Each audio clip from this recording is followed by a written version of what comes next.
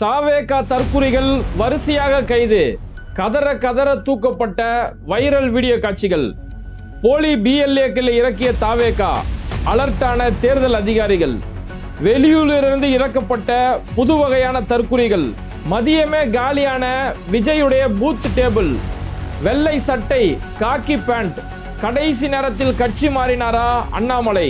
எப்போதையும் விட அதிகமான வாக்குப்பதிவு விஜயால் நடந்ததா? ஆதாரத்துடன் வெளிவந்த புள்ளி விபரம். விஜயுடைய அரசியலுக்கு முற்றுப்புள்ளி வைத்திருக்கக்கூடிய சிம்ரன் அஜித். இது மாதிரி இன்னைக்கு இந்த தேர்தல் வாக்குப்பதிவு சம்பந்தமான பல்வேறுபட்ட விவரங்களை பார்க்க போறோம். அதுக்கு முன்னாடி யாரெல்லாம் பேட்டை டிவியை சப்ஸ்கிரைப் பண்ணா பாக்குறீங்களோ அவங்க மறக்காம சப்ஸ்கிரைப் பண்ணிட்டு இந்த வீடியோக்களை உங்க நண்பர்களுக்கு அதிகமாக ஷேர் செய்யுங்க. ஓகே, இந்த தேர்தலுடைய நாள் நம்ம எல்லாம் எதிர்பார்த்ததை விட ரொம்பவே பரபரப்பா போயிருச்சு.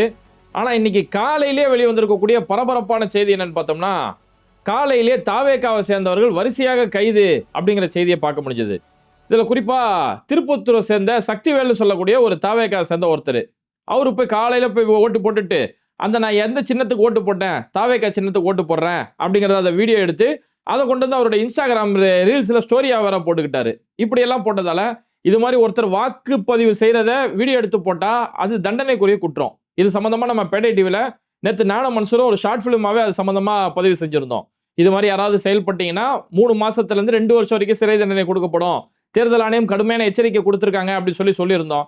ஆனா இந்த தற்குறிகளுக்கு அரசியலே தெரியாது. ஏதோ விஜயண்ணா வந்துட்டாரு, விஜயண்ணா தவிர அதுகளுக்கு எதுவும் தெரியாது. அப்போ போய் ஓட்டு போறதுல நானே எங்க விஜயண்ணாவுக்கு நான் பிரச்சாரம் பண்றேன், எல்லாரையும் நான் ஓட்டு போட வைக்கிறேன் அப்படிங்கிறதுக்காக போய் அவர் போய் அந்த விசில் சின்னத்தை அழுத்துறதையும் அங்க விவி பாட்டில் வர அந்த சீட்டையும் போட்டோ எடுத்து வீடியோ எடுத்து அதை கொண்டு வந்து இன்ஸ்டாகிராம்ல போட்டாரு. அதோட இந்த சக்திவேலுக்கு வந்த சத்திய சோதனை அவரை காலையிலேயே போலீஸ் கதற கதற தூக்கி இருக்கிறாங்க. இந்த மாதிரி ஒரு பக்குவம் இல்லாம செயல்படுறதால இப்போ அனாமத்தா ஒருத்தன் ஜெயிலுக்கு போகக்கூடிய ஒரு நிலைமை. விஜய் வந்து உங்களை வெயில் எடுப்பாரா?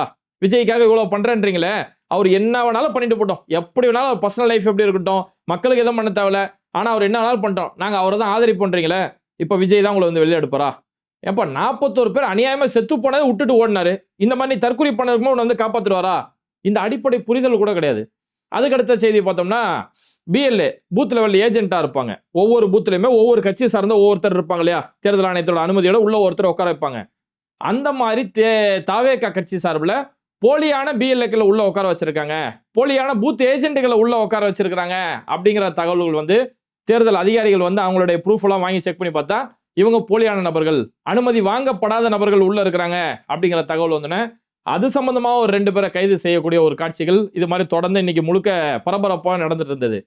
இதெல்லாம் இவங்களுக்கு எங்க இருந்து வருதுன்னா, முழுக்க முழுக்க ரீல்ஸ் முகம் தான். இப்போ விஜயை பார்க்கறதுக்கு அவ்வளவு பெரிய கூட்டம் வருதுன்னு நம்ம பார்க்குறவன், அந்த கூட்டம் என்னன்னா, நாங்க போய் ஒரு வீடியோ போடணும், வாட்ஸ்அப்ல ஒரு ஸ்டேட்டஸ் வைக்கணும், ஒரு இன்ஸ்டாகிராம்ல ஒரு ரீல்ஸ் போடணும், அந்த ரீல்ஸ் மோகம், அதுல வரக்கூடிய அந்த லைக் மோகம், இதனாலதான் இப்படியாப்பட்ட தற்குறி வேலைகளை இவனுங்க செஞ்சுட்டு இருக்கிறானுங்க.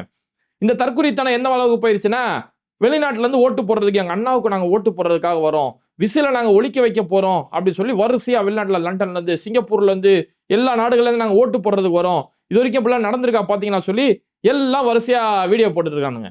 இதை பாக்குற பாத்தியா, இது மாதிரி எந்த கட்சிக்காவது இருக்கு ஓட்டு போடுறதுக்கு ஊர் விட்டு ஊர் வந்திருக்காங்களா அப்படின்னு சொல்லி இதை வச்சுட்டு தலையறாங்க. இவங்களை பொறுத்த வரைக்கும் இவனுங்களுக்குன்னு ஒரு உலகம், அந்த உலகத்துக்குள்ள நடக்கிறதா எல்லாமே சொல்லி நினைச்சிட்டு இருப்பானுங்க. அந்த மாதிரி தற்குறி இவனுங்க. ஏண்டா இப்ப வெளிநாட்டுல இருந்து முதல் முறையா இப்ப விஜய்க்கு தான் ஓட்டு போடுறதுக்காக வராங்களா?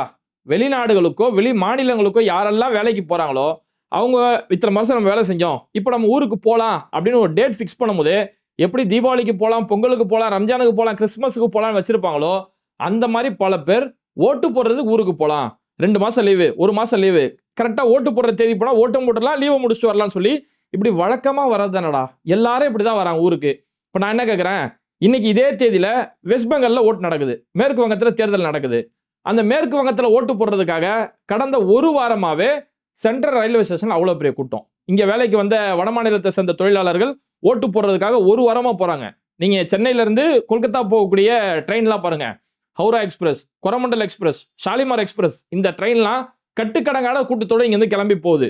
அப்ப இங்க இருந்து ஓட்டு போடுறதுக்காக ஊருக்கு போறாங்கல்ல வட மாநிலத்தார், இவங்களா விஜய்க்கு ஓட்டு போறதுதான் போறாங்களா? கொஞ்சமாச்சும் அறிவுன்றது வேணாம். நேற்று நான் போனேன், கோயம்பேடு பஸ் ஸ்டாண்டுக்கு போயிருந்தேன், அவ்வளவு கூட்டம், ஓட்டு போறதுக்காக அவ்வளவு பெரிய கூட்டம் போடுறாங்க.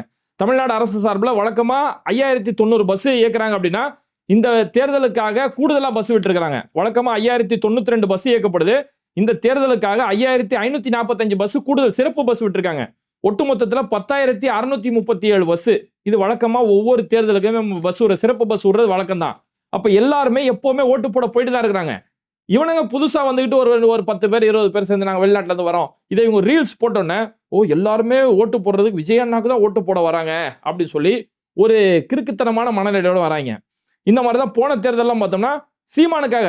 ஏன்னா இவங்க எல்லாம் சோசியல் மீடியாவில் ஆக்டிவா இருக்கிறாங்க. அப்ப சோசியல் மீடியா மட்டுமே உலகம் நம்பி வாழ்ந்துட்டு இருக்காங்க. போன தேர்தல்லாம் பார்த்தோம்னா சீமான் அண்ணனுக்கு வாக்களிக்க வரும், வெல்ல போறான்னு விவசாயி அப்படி சொல்லி இதே டைலாக் நம்ம இதுக்கு முன்னாடி சீமானு கேட்டோம். சீமான் ஜெயிச்சு என்ன பண்ணிட்டாரு? சீமான் ஜெயிச்சாரா? சீமானால ஒரு எம்எல்ஏ, ஒரு கவுன்சிலர் கூட சீமானால ஒண்ணும் பண்ண முடியல.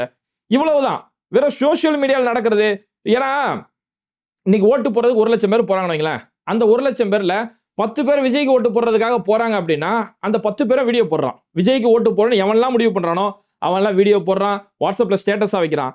மீதி இங்க இருக்கக்கூடிய 90% மக்கள் இருக்காங்களே, அவங்களாம் அதை வீடியோ வாட்ஸ்அப் வைக்க கிடையாது. ஏன்னா அவங்களாம் சாதாரண பட்டன் போன் யூஸ் பண்ணக்கூடிய மக்கள் நிறைய பேர் இருக்காங்க. அவங்களுக்கு இந்த வாட்ஸ்அப்போ இன்ஸ்டாகிராமோ இது எதுவுமே தெரியாது. அப்ப இவங்கெல்லாம் யாரும் வெளிக்காட்டல. இவனுங்க 10 பேர் வெளிக்காட்டுறதால அவ்வளவுதான், உலகமே விஜய் அண்ணா காலில் தான் அப்படின்னு சொல்லி ஒரு கிறுக்குத்தனமான மனநிலையில வாழ்ந்துட்டு இருக்கிறானுங்க. முதல் ஒரு விஷயத்தை நல்லா புரிஞ்சுக்கோங்க. சோசியல் மீடியா அல்காரிதம்னு ஒன்று இருக்குது. அதாவது நம்ம என்ன வீடியோ பார்க்குறோமோ, இப்போ ஒருத்தர் திமுக சம்பந்தமான வீடியோ பார்க்குறாரு, அந்த வீடியோக்கு லைக் பண்றாரு, அந்த வீடியோல கமெண்ட் போடுறாருன்னா அவருக்கு திமுக சம்பந்தமான வீடியோ தான் தொடர்ந்து காட்டிட்டு இருக்கோம். ஒருத்தர் விஜய் சம்பந்தமான வீடியோ பார்க்குறாரு, அவர் விஜய் வீடியோக்கு லைக் போடுறாரு, கமெண்ட் போடுறாருன்னா அவருக்கு விஜய் சம்பந்தமான வீடியோ வரும். ஒருத்தன் ஆபாசமான படங்கள் பார்க்குறான்னா அவனுக்கு ஆபாசமான படம் தான் அதில் வரும். இதுதான் சோசியல் மீடியாவோட ஒரு அல்காரிதம். அதாவது சோசியல் மீடியா ஃபேஸ்புக்கோ யூடியூபோ இன்ஸ்டாகிராமோ அவங்க தங்களுடைய வாடிக்கையாளர்களாக இருக்காங்களே, தங்களோட யூசர்ஸ், அந்த யூசர்ஸ் என்ன கண்டென்ட் இவனுக்கு கொடுத்தா இவன் இந்த வெப்சைட்டுக்குள்ளேயே இருப்பான், இந்த ஃபேஸ்புக்குள்ளேயே எப்போ இருப்பான், இந்த இன்ஸ்டாகிராம்லேயே எப்போ இருப்பானா, அவனுக்கு பிடிச்சதெல்லாம் வந்தால் தானே இருப்பான். அப்படிங்கிறதுக்காக அவன் எதெல்லாம் விரும்புகிறானோ, அவன் மைண்ட் செட்டுக்கு எதெல்லாம் சரியா வருதோ அந்த வீடியோ அவனுக்கு கொடுக்கப்படும். அப்போ இவங்க ஃபோன் எடுத்தோன்னே இவங்க விஜய் ரசிகராக இருக்கும், விஜய் சம்பந்தமான வீடியோ, விஜய் தான் ஜெயிக்க போறாரு அப்படின்னு சொல்லி இவங்க சார்புல செய்திகள் வரும்போது, ஓ எல்லாருமே விஜய் தான் சொல்றாங்க, எல்லாரும் விஜய் நாங்க ஓட்டு போறது தான் வராங்க அப்படின்னு சொல்லி இவங்க ஒரு பைத்தியக்கார மனநிலையில இருக்கிறாங்க. அதனால தான் நம்ம திரும்ப சொல்றது, கலை யதார்த்தம் என்பது வேற, சோசியல் மீடியா என்பது வேற. சோசியல் மீடியா யூஸ் பண்றவங்க இப்ப தமிழ்நாட்டில் இன்னைக்கு நம்ம 6 கோடி 7 கோடி பேர் இருக்கோம் அப்படின்னா இதுல சோசியல் மீடியா யூஸ் பண்றவங்க 20% 25% தான் ஒட்டுமொத்த சோசியல் மீடியாவை யூஸ் பண்றவங்க. சோசியல் மீடியானா என்னன்னே தெரியாம எத்தனையோ மக்கள் சோசியல் மீடியா வச்சிருந்தோம், அதுல எந்த போஸ்ட் போடாத மக்கள் எவ்வளவு பேர் இருக்கிறாங்க. அப்ப இப்படியா இருக்கும்போது இவனுங்க பாக்குறது மட்டுமே உலகம் நினைச்சிட்டு இருக்கானுங்க. இந்த மிதப்பு தான் விஜய் கையிலுமே இருக்குது. அவருமே போராடம்லாம் கான்பிடண்டா இருங்க, வெற்றி நிச்சயம். இதுக்கு அதுவரை நம்ம அடுத்து சந்திப்போம். அடுத்து எங்க சந்திப்பாராம்? பதவியேற்பு விழால சந்திப்பாராம். லாஸ்ட் மேடையில சொன்னாரு பாருங்க, அடுத்து சந்திப்போம்னு குறியீடு காட்டுறாரு. பதவியேற்பு விழா அவரு முழு மிதப்புல இருக்கிறாரு. சோசியல் மீடியா முழுக்க நம்ம பேர்ல தான் கமெண்ட் போடுறாங்களே, டிவிக்கேன்னு வெறும் கமெண்டா வருது. எப்பா ஒருத்தன் 10 கமெண்ட் போட முடியும். டிவிக்கேன்ற பேர்ல வர்றது கமெண்ட்லாம் பாருங்க, அது திட்டுறதுக்கு போடுறாங்களோ இல்ல விஜயை புகழ்ந்து போடுறானுங்களோ எல்லாம் 10 கமெண்ட் போடுவான். தற்கொலைகள் எல்லாம் விஜய்க்கு எதிராக யாராவது பேசிட்டா அவங்களை திட்டி 10 கமெண்ட் போடுவான். விஜயை பத்தி புகழ்ந்து பேசுறதுக்கு 10 கமெண்ட் போடுவான். அப்போ ஒருத்தன் 10 கமெண்ட் போட முடியும், ஒருத்தன் 10 ஓட்டெல்லாம் போட முடியாது. இந்த டிவிக்கே தற்கொலைகளுக்கு பாதி பேருக்கு ஓட்டே கிடையாது. அதனாலதான் விஜய் சின்ன பிள்ளைங்கள்ட்ட போய் கேட்டு இருந்தாரு, சின்ன பிள்ளைங்களா நீங்க விஜய் மாமாவுக்கு ஓட்டு போடணும்னு சொல்லி உங்க அப்பா அம்மாட்ட போய் சொல்லணும், அவங்கள்ட்ட போய் விசில் ஊதி காட்டணும் அப்படின்னு சொல்லி அவங்கள்ட்ட போய் கேட்டுட்டு இருந்தாரு பாரு. இதுதான் கலை யதார்த்தம். இந்த யதார்த்தம் என்னன்றத விஜயும் சரி அவரோட ரசிகர்களும் சரி அந்த தேர்தல் ரிசல்ட் என்ன கூட மே 4ஆம் தேதி அந்த ரிசல்ட்டை பார்ப்பாங்க. ஏன்னா விஜயை விட பெரிய மாஸ் வரவேற்பு இருந்தது விஜயகாந்துக்கு வந்த கூட்டம் தமிழ்நாட்டில் இது வரைக்கும் யாருக்குமே வரல. அவ்வளோ பெரிய ஒரு கூட்டம் கூட்டப்பட்டது. 2005 கட்சி ஆரம்பிக்கிறார், 2006 தேர்தல் அவ்வளோ பெரிய கூட்டம் வந்தது. அப்பேற்பட்ட விஜயகாந்த், இத்தனைக்கும் அன்னைக்கு திமுக அதிமுக மேல அதிருப்தி இருந்தது. அந்த அப்படியாப்பட்ட விஜயகாந்தே ஒட்டு மொத்தத்துல போட்டியிட்டு 8% 8.5% வாக்குகள் தான் விஜயகாந்த் வாங்கினாரு. அதே மாதிரி ஆந்திராவில் சிரஞ்சீவி போட்டிட்டாரு. இந்தியாவிலே சிரஞ்சீவிக்கு கூட்டின கூட்டம் அளவுக்கு வேற யாருக்காவது கூடி இருக்குமா அப்படின்னு சொல்ல முடியாது. அவ்வளவு பெரிய மாஸ் கூட்டம் சிரஞ்சீவிக்கு கூடப்பட்டுச்சு. அந்த சிரஞ்சீவி ஒட்டு மொத்தத்துல 294 தொகுதி, நல்லா ஞாபகம் வச்சுக்கோங்க. ஆந்திரா தெலுங்கானா பிரிக்கிறதுக்கு முன்னாடி நான் சொல்றது 2009 நடந்த தேர்தல். அன்னைக்கு 294 தொகுதி ஆந்திராவில். அந்த 294 தொகுதிக்கு சிரஞ்சீவி வாங்கின வாக்குகள் வெறும் 16% வாக்குகள் தான் வாங்கினாரு. 2 இடத்துல போட்டிட்டு ஒரு இடத்துல சிரஞ்சீவியே தோத்து போயிட்டாரு. 3வது இடத்துக்கு தள்ளப்பட்டார் சிரஞ்சீவி ஆட்சியை பிடிச்சிருவாரு, ஆஹா ஓஹோன்னு இதே மாதிரி தற்கொலைகள் ஆந்திராவில் இருந்துச்சு. அதுக்கடுத்து தேர்தலில் பண்ட அடி செம்ம அடி. 3வது இடத்துக்கு தள்ளப்பட்டு அன்னைக்கு அங்கே காங்கிரஸ் ஜெயிச்சாங்க. 3வது இடத்துக்கு தள்ளப்பட்டு வேணாம்ப்பா அரசியல வேணாம், நம்ம பாட்டும் வேலையை பார்த்துட்டு போயிடும் சொல்லி திரும்ப சினிமாவை நோக்கி சிரஞ்சீவி போயிட்டாரு. அதுக்கடுத்து இந்த தற்கொலைகளுக்கு கலை யதார்த்தம் என்ன, சோசியல் மீடியா என்ன, சினிமா என்ற என்ன அப்படின்ற புரிதல் அவங்களுக்கு கிடைச்சதுல, அந்த புரிதல் இங்க மே 4ஆம் தேதிக்கு மேல பல தற்கொலைகளுக்கு பல சின்ன விடலை பசங்களுக்கு புரியும். இந்த இடத்துல நம்ம ஒண்ணு சொல்லிக்கிறேன்னா, இன்னைக்கு இருக்கக்கூடிய பசங்க வந்து அந்த நபர் எவ்வளவு பெரிய தவறுகள் செய்தாலும், மக்களோட நிக்கலனாலும், அவர் ஒரு குறிப்பிட்ட சமூகத்தை அவர் தீவிரவாதியை சித்தரிச்சாலும், என்னன்னாலும் நான் அவருக்கு தான் ஓட்டு போடுவேன். ஏன்னா அவர் எனக்கு பிடிக்கும், நல்ல டான்ஸ் ஆடுவார் அவரு அப்படின்னு சொல்லி இதை காரணமா வச்சு இப்படி ஒரு அரசியல் தேர்வை தேர்ந்தெடுக்கிறாங்க இல்லையா? இன்னைக்கு நம்ம பிள்ளைங்களுக்கு இன்னைக்கு நல்ல பக்குவத்தை சொல்லிக் கொடுக்கணும், அரசியலையும் வரலாறையும் சொல்லிக் கொடுக்க வேண்டியது ரொம்பவே முக்கியங்கிறது இது ஒரு பெரிய ஒரு பாடமா இருந்துட்டு இருக்குது. இன்னைக்கு பல மதங்கள்ல நம்மளுடைய மத பாடங்கள் சொல்லிக் கொடுப்பாங்க இல்லையா? மத பாடங்களை சொல்லிக் கொடுப்பாங்க, மார்க்க பாடங்களை சொல்லிக் கொடுப்பாங்க.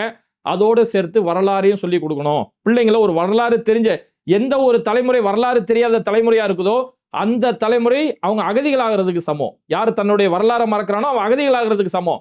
அதனால அந்த பிள்ளைங்களுக்கு வரலாறுகளோட சேர்ந்த அரசியலை கற்றுக் கொடுக்க வேண்டியது ரொம்பவே முக்கியம். அது காலத்தோட கட்டாயம் அப்படிங்கிறது இது மூலியமா தெளிவாகுது. அதே மாதிரி இந்த தற்கொலைகள் எந்த அளவுக்கு போயிட்டாங்கன்னா, விஜய் அண்ணா வந்து வெள்ளை சட்டை காக்கி கலர் பேண்ட் போட்டாராம். அதனால இன்னைக்கு யாராவது ரோட்ல வெள்ளை சட்டை காக்கி கலர் பேண்ட் போயிட்டாலும் டிவிக்கே ஓட்டு போட வந்துட்டாரு. இது ஒரு பைத்தியகாரத்தனமா? ஏன்டா வெள்ளை சட்டை காக்கி பேண்ட்டுங்கிற அந்த கல்ச்சரையே ஜெகன்மோகன் ரெட்டிட்ட தான் விஜய் காப்பி அடிச்சாரு. விஜயே ஒரு காப்பி பேஸ்ட் ஆளு தான். இவங்க என்ன பண்ணிட்டாங்கன்னா, வெள்ளை சட்டை காக்கி பேண்ட் விஜய் போட்டுட்டா விஜய் தான் அதை கண்டுபிடிச்சாரு. அதுக்கு முன்னாடி யாருமே வெள்ளை சட்டை போட்டதே இல்லை, அதுக்கு முன்னாடி யாருமே காக்கி பேண்ட் போட்டதே இல்லைன்னு சொல்லி இவங்க ஒரு மைண்ட் செட். இன்னைக்கு அண்ணாமலை வராரு, அண்ணாமலையை பத்தி அண்ணாமலை அண்ணா விஜய்க்கு ஓட்டு போட சொல்லிட்டாரு, அண்ணாமலை அண்ணா கட்சி மாறிட்டாரு அப்படிங்கிறாங்க. அண்ணாமலை காலங்காலமா அந்த ட்ரெஸ் தான் போட்டிருக்காரு. ஏன்னா அண்ணாமலை போலீஸ்ல இருந்து வந்ததால அவர் அதிகமா காக்கி பேண்ட் போடுவாப்ல, வெள்ளை சட்டை. அண்ணாமலை காலங்காலமா போடுற ட்ரெஸ். இன்னைக்கு இந்த ட்ரெஸ் போட்டு வரும்போது பாத்தீங்களா எங்க அண்ணன் மாதிரியே ட்ரெஸ் போட்டாரு, அண்ணாமலை வந்து டிவி கேக்கு ஓட்டு போட்டாரு. ஏன்டா பைத்தியக்காரங்களா, அண்ணாமலை மட்டுமாடா போட்டு போனாரு? யாரு வெள்ளை சட்டை போட்டாலும் அதுக்கு அந்த கான்ட்ராஸ்டா அந்த காக்கி பேண்ட் போடும்போது நல்லா எடுத்து காட்டும். அதை எல்லாரும் அதிகமா போடுறது வழக்கம். சினிமாக்கள் எத்தனையோ படங்களை பார்த்தா அதான் போடுவாங்க. இன்னைக்கும் பார்த்தா அன்புமணி எப்பவுமே அந்த மாதிரி தான், வெள்ளை சட்டை போடுவோம் காக்கி பேண்ட் போடாரு. அப்ப அன்புமணி இப்ப விஜய்க்கு ஓட்டு போட்ட ஆரம்பிங்களா? கொஞ்சமாச்சும் அது அறிவு இருக்குது அவங்களுக்கு. கொஞ்சம் அதாவது இவங்க என்னன்னா, இவனுங்க இன்னைக்கு தான் புதுசா உள்ள நுழைறாங்க இல்லையா? புதுசா அரசியல்லாம் என்னென்ன பாக்குறாங்க, ஓட்டுனா இன்னைக்கு தான் போய் பாக்குறான். அதுல பல பேர் ஓட்டு போட போறான், அவனுக்கு ஓட்டு இல்லைன்றாங்களாம். எனக்கு ஓட்டு இல்ல, சர்க்கார் படத்துல விஜய் பேசுவார்ல, ஓட்டு ஐடி எடுத்துட்டு போ அப்படின்றல, அந்த மாதிரி டைலாக்லாம் வச்சு நிறைய தற்கொலை வீடியோ போடுது. எனக்கு ஓட்டு இல்லைன்ட்டாங்க. திமுக அராஜகம், ஸ்டாலின் அராஜகம். மூதேவி எஸ்ஐஆர் ஃபார்ம் எழுதும் போது மூதேவி எழுதி கொடுக்கலையா? நான் எஸ்ஐஆர் எழுதி கொடுக்கலாம் என்ன இருக்குது, ஏன் ஓட்டு எங்க போச்சு அப்படிங்கிறது மூதேவி. இந்த மூதேவிங்களுக்கு இவங்களுக்கு கிரவுண்ட் என்ன மேட்ச் என்னன்னு கூட தெரியாம விளையாட வர்றதுக்கு வந்துட்டு இருக்கானுங்க. அந்த மாதிரி யாராவது ஒரு இடத்துல ரேம்ப் வாக்கு நடந்துட்டாங்க, அரசியல்வாதிகள் ரேம்ப் வாக்கு நடந்தாங்கன்னா, எங்க விஜயண்ணா நடந்தாரு, அவரை பார்த்தானே அவர் நடந்தாரு. யாராவது ஒரு இடத்துல செல்ஃபி எடுக்கக்கூடாது, எங்க விஜயண்ணா செல்ஃபி எடுத்தாரு அதனால தான் நீ எடுக்கிற அப்படின்னு சொல்லி இப்படி ஒரு கிறுக்குத்தனமான கூட்டங்களோட தான் இன்னைக்கு நம்ம பயணம் செஞ்சுட்டு இருக்கோம். இது எந்த அளவுக்கு முத்தி போச்சுன்னா, இன்னைக்கு தேர்தலில் தமிழ்நாட்டில் 3 மணி நிலவரப்படியே 70% வாக்குகள் பதிவாயிருக்குன்னு சொல்லி வருது. அப்போ இன்னைக்கு மாலை 6 மணிக்குள்ள இது 75% அல்லது 80% கூட தொடர்றதுக்கு வாய்ப்புகள் இருக்கு. அப்போ 80% வாக்குகள் பதிவாக போகுதுன்னா இது விஜயண்ணாவால தான் நடந்திருக்குது. விஜயண்ணா வந்ததால மக்கள் சாரசாரியா ஓட்டு போட வராங்களே அப்படின்னு சொல்லி இதுக்கும் விஜயண்ணா மேலே சொல்லிட்டு இருக்காங்க. ஏதாவது ஒன்று தப்பா நடந்தா அதுக்கு திமுக காரணம், ஏதாவது ஒன்று நல்லதா நடந்தா அதுக்கு விஜயண்ணா காரணம் சொல்லி இவங்க மைண்ட் செட்ல அப்படி எழுதி வச்சாங்க. ஒரு சைக்கோ மனநிலையில வாழ்ந்துட்டு இருக்கிறானுங்க. ஏன்னா இது விஜய் அப்படிதானே இருக்கிறாரு. புதுச்சேரியில் இப்போ வாக்கு நடந்தது. விஜய் பிரச்சாரத்துக்கு போகும்போது புதுச்சேரியில் 90% வாக்குகள் பதிவாயிருக்குது, எல்லாம் நம்ம வந்ததால தான், அவ்வளவுதான், புதுச்சேரியில மாற்றம் வந்துருச்சு. அந்த மாதிரி இப்ப தமிழ்நாட்டிலேயே ஒரு மாற்றம் வரப்போகுது. புதுச்சேரியில 90% வாக்குகள் பதிவானதால அங்க புதுச்சேரியில விஜய் தான் முதலமைச்சர் அவரு நினைச்சிட்டு இருக்காரு. தமிழ்நாட்டில் வாக்குகள் அதிகமா பதிவானது இங்கே அவர் தான். அவர் வந்து ஒரு கான்பிடென்ட்ல இருக்கிறாப்புல. தேர்தல் முடிஞ்சதுதான் தெரியும். கத்தி படத்துல விஜய் அழுவாப்புல, நம்மளை ஏமாத்திட்டாய்கம்மான்னு அழுவார்ல, அந்த மாதிரி தேர்தல் முடிஞ்ச அன்னைக்கு விஜய் அழுதுகிட்டு ஓடுவார் பாருங்க. ஏன்னா கொஞ்சமாச்சும் அறிவு இல்லையா? புதுச்சேரியில் ஃபர்ஸ்ட் 90% வாக்குகள் பதிவால, 82% வாக்குகள் தான் பதிவானது. 82.3% வாக்குகள் பதிவானது. புதுச்சேரிங்கிறது ஒட்டுமொத்த புதுச்சேரியே நம்ம சென்னைக்கான அளவு தான், நம்ம சென்னையோட அளவுல தான் புதுச்சேரி இருக்கு. புதுச்சேரியில ஒவ்வொரு தேர்தலுக்குமே 85% வாக்குகள் பதிவாகும். போன தேர்தலுக்கு 83, அதுக்கு முந்தைய தேர்தலுக்கு 85%, இந்த தேர்தலுக்கு 82, 83% வாக்குகள் பதிவானது. அங்க வழக்கமா எப்படியோ அதான் பதிவாச்சு. இந்த முறை தமிழ்நாட்டில் வாக்குகள் போன தேர்தலில், போன சட்டமன்ற தேர்தல் தமிழ்நாட்டில் 73% வாக்குகள் பதிவானது. அதுக்கு முந்தைய தேர்தலில் தமிழ்நாட்டில் ஜெயலலிதா ஆட்சி காலத்தில் 78% வாக்குகள் பதிவானது. இந்த முறை 80% பதிவானது ஆச்சரியப்படுறதுக்கு இல்லை. ஏன்னா இப்போதான் எஸ்ஐஆர் மூலமா வந்திருக்குது. எஸ்ஐஆர் மூலமா ஒரு வாக்குகள் பதிவாகும் போது நல்லா புரிஞ்சுக்கோங்க. இப்போ ஒருத்தர் ஒரு தொகுதியில் 100 பேர் இருக்காங்கன்னு வைங்களேன், 100 பேர்ல 60 பேர் ஓட்டு போட வராங்கன்னு வைங்க. அப்போ அதோட சதவீதம் எவ்வளோ? 60% வாக்குகள் பதிவானது. 100 பேர் இருக்காங்கன்னா 60 பேர் ஓட்டு போட வராங்கன்னா 60% வாக்குகள் பதிவானதுன்னு அர்த்தம். இப்போ எஸ்ஐஆர் மூலமா ஒரு சிலர் கையில ப்ரூஃப் இல்லைன்னு பல பேரை ஓட்டை விட்டு நீக்கிட்டாங்க. இறந்து போனவங்களும் லிஸ்ட்டை விட்டு நீக்கிட்டாங்களா? இப்போ அந்த 100 பேர் இருக்க இடத்துல 80 பேர் இருக்காங்கன்னு வைங்களேன். 80 பேர் இருக்க இடத்துல 60 பேர் ஓட்டு போட போறாங்கன்னா அப்போ அது பெர்சன்டேஜ் கணக்குல 75% மக்கள் வாக்கு போட்டாங்க அப்படின்னு சொல்லி வரும். அப்போ போன முறை 60, இந்த முறை 75 அப்படின்னு சொல்லி பெர்சன்டேஜ் அளவில் அதிகமா இருக்கலாம். ஆனா ஓட்டு போட்டவங்க எத்தனை தான்? போன முறையும் 60 தான், இந்த முறையும் 60 தான். இதான் யதார்த்தம். இந்த கலை யதார்த்தம் புரியாம இவனுங்க வந்து வாக்கு சதவீதம் அதிகமாயிடுச்சு. ஃபர்ஸ்ட் வாக்கு சதவீதம் அதிகமே ஆகல. பீகார்ல போன முறை வாக்கு சதவீதம், போன முறை பீகார்ல தேர்தல் நடந்தது. பீகார்ல வாக்கு சதவீதம் அதிகமா காட்டப்படும். 66% கிட்ட பீகார்ல வாக்குப்பதிவு நடந்தது. ஆனா வாக்குகளோட கவுண்டிங் கூடல, சதவீதம் கூடப்பட்டது. அதுக்கு ஏன்னா எஸ்ஐஆருக்கு பிறகு நடக்கக்கூடிய தேர்தல் அப்படிங்கறதால. அப்போ இந்த தற்கூரி பசங்க இந்த விஷயத்தை கொஞ்சம் புரிஞ்சுக்கணும். எஸ்ஐஆருக்கு பிறகு நடக்கக்கூடிய தேர்தல்னா சதவீத அடிப்படையில் உயர்ந்துதான் இருக்கும். இப்ப இன்னைக்கு ஒட்டு மொத்தத்துல 82% வாக்குகள் பதிவானதுன்னு சொல்லி இப்ப ஜஸ்ட் நவ் நியூஸ் வந்துருச்சு. ஒட்டு மொத்தமா தமிழ்நாட்டில் பதிவான வாக்குகள் 82%. ஆனா இதுவே போன தேர்தலில் பார்த்தோம்னா 73%. எஸ்ஐஆருக்கு முன்னாடி 73னா எஸ்ஐஆருக்கு பிறகு 82னா இது வாக்கு போன முறை பதிவான வாக்குகளோட இது குறைவான வாக்குன்னு தான் அர்த்தம். இப்ப பீகார் தேர்தல் எடுத்தவங்க, எஸ்ஐஆருக்கு முன்னாடி நடந்த தேர்தலில் பீகார்ல 56% வாக்குகள், 57% வாக்குகள் பதிவானது 2020 தேர்தலில். 2025 பீகார் தேர்தலில் 66% வாக்குகள் பதிவானது. அப்ப எஸ்ஐஆருக்கு பிறகு நடக்கக்கூடிய தேர்தல்னா அதுக்கு முந்தைய தேர்தலோட வாக்கு எண்ணிக்கை குறைவு. சதவீத அடிப்படையில் அதிகமாகலாம், வாக்கு எண்ணிக்கை குறைவா இருக்கும். இப்போ இன்னைக்கு தமிழ்நாட்டில் 82% வாக்குகள் விஜய் அண்ணாவால உருவாச்சு அப்படின்னா, இன்னைக்கு வெஸ்ட் பெங்கால்ல, மேற்கு வங்கத்துல 90% வாக்குகள் பதிவாயிருக்கு. வெஸ்ட் பெங்கால்ல 90% வாக்குகள் பதிவாயிருக்கு. அப்ப வெஸ்ட் பெங்கால்ல ஓட்டு போடாலும் விஜய்க்கு ஓட்டு போறதுக்காக போனானா? இந்த அடிப்படை அறிவு, இந்த அடிப்படை புரிதல் கூட இவங்களுக்கு இல்லாததால தான் இவங்க ரொம்ப மோசமான தற்குறிகளாவே இவங்க வாழ்ந்துகிட்டு இருக்காங்க. அதனாலதான் இவங்களுடைய கலை யதார்த்தத்தை பத்தி இன்னைக்கு சினிமா துறையில இருந்து நடிகை சிம்ரன் ரொம்ப அற்புதமான விளக்கத்தை சொல்லியிருக்காங்க. இன்னைக்கு நிறைய நடிகர்கள் ஓட்டு போறதை பார்த்திருப்போம். ஓட்டு போட்டு இப்படி கையை காட்டிட்டு போட்டோ கொடுத்து நிறைய பேர் போயிடுவாங்க.